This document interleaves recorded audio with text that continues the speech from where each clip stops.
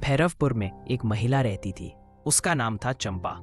चंपा विधवा थी और रोज सुबह तालाब किनारे अपनी छोटी सी दुकान लगाती, जहां वह गर्मा गर्म डोसे बनाकर बेचती।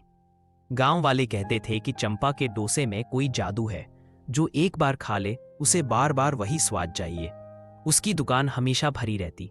लेकिन धीरे धीरे गांव में अफवाह फैलने लगी।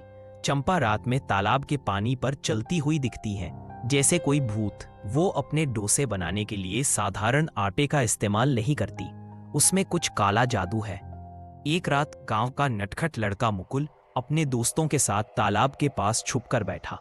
उसने कसम खाई थी कि वो सच जानकर रहेगा। रात के करीब 12 बजे तालाब का पानी अचानक हिलने लगा, धुंध छाने लगी और उन्होंने देखा चंपा सचमुच पानी की सतह पर चल रही थी। उसके हाथ में लोहे की बड़ी कड़ाही थी और वह उसमें कुछ मिलाते हुए बुदबुदा रही थी। मुकुल कांप गया। दोस्तों ने डर के मारे भागना चाहा, मगर मुकुल ने कहा, अगर सच जानना है तो भागना नहीं। अगली सुबह भीड़ पहले से दोगुनी थी। सबको रात की अफवाह सुनाई पड़ चुकी थी। चंपा ने हंसते हुए कहा, अरे पगलू, भूत वूत कुछ नहीं, मेहनत का कमाल है। डोसे खाओ और घर जाओ। लेकिन मुकुल और उसके दोस्त चुप नहीं बैठे। उन्होंने एक डोसा लिया और देखा कि उसके अंदर एक पत्ते जैसा हरा पदार्थ था, जो पहले कभी नहीं डाला गया था। मुकुल ने पूछा, चाची, ये हरा पत्ता क्या है? चंपा हंसकर बोली, ये गुप्त मसाला है बेटा, जो तालाब के किनारे ही मिलता है।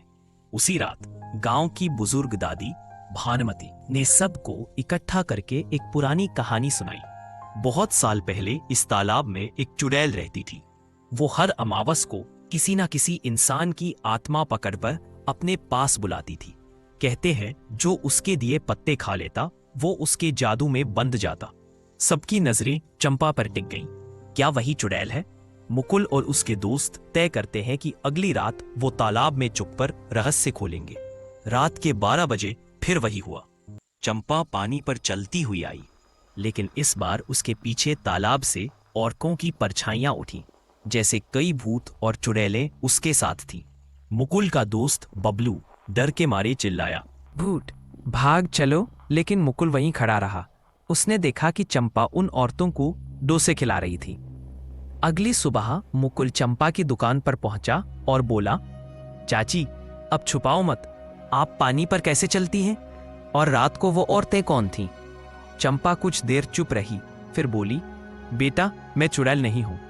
ये गांव वाले जो अफवाह फैलाते हैं वो आधी सच्चाई है। सच ये है कि तालाब में औरतों की आत्माएं कैद हैं। मैं ही उन्हें शांति देती हूँ। मुकुल हैरान, लेकिन आप पानी पर? चंपा मुस्कुराई, मेरे पति तांत्रिक थे। उन्होंने मुझे ये विद्या दी थी कि मैं पानी की सतह पर चल सकूं। मैं इस शक्ति का उपयोग किसी को नुकसान पहुंचाने के लिए नहीं करती, बल्कि तालाब में भटक रही औरतों की आत्माओं को डोसे खिलाकर मुक्त करती हूँ। लेकिन गांव वाले ये बात मानने को तैयार नहीं थे। उन्होंने पंचायत बुला ली। ये औरत जादूगरनी है, इसे गांव से निकालो। मुकुल ने बीच में आकर सबको सच्चाई बताई, लेकिन किसी ने विश्वास नहीं किया। सब चंपा की दुकान तोड़ने पर उतारू हो गए। चंपा ने हाथ जोड़कर कहा, अगर मैं गलत साबित हो जाऊं तो खुद गांव छोड़ दूंगी, लेकिन अगर सच निकला तो तुम सब वादा करो मुझे यहां शांति से रहने दोगे। अमावस की रात सब गांव वाले तालाब के किनारे जमा हो गए। जो ही 12 बजे पानी में हलचल हुई और चंपा पानी पर चलती हुई उतरी। उसने सबके सामने कहा, हे आत्माओं, आज आखिरी बार आओ और इस गांव के सामने अपना सच दिखाओ। और फिर तालाब से दर्जनों औरतों की आत्माएं निकली। सबने गांव वालों को देखकर कहा, हम यहां फंसी थी, चंपा हमें मुक्त करती है, इसे मत भगाना। गांव वाले सन्न में रह गए। उस रात के बाद गांव वाले चंपा से डरने के बजाय उसका सम्मान करने लगे। उसकी डोसे वाली दुकान और भी मशहूर हो गई। लोग दूर दूर से आने लगे। अब डोसे का स्वाद ही नहीं, बल्कि उसकी कहानी भी सबको खींच लाती। वो देखो, वही डोसे वाली जो पानी पर चलती है।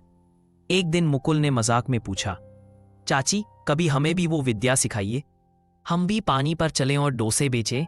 चंपा हंसते हुए बोली, पगले, ये विद्या मेहनत से नहीं, नियति से मिलती है, और डोसे बेचने के लिए तो बस दिल चाहिए। गांव वाले खिलखिला पड़े।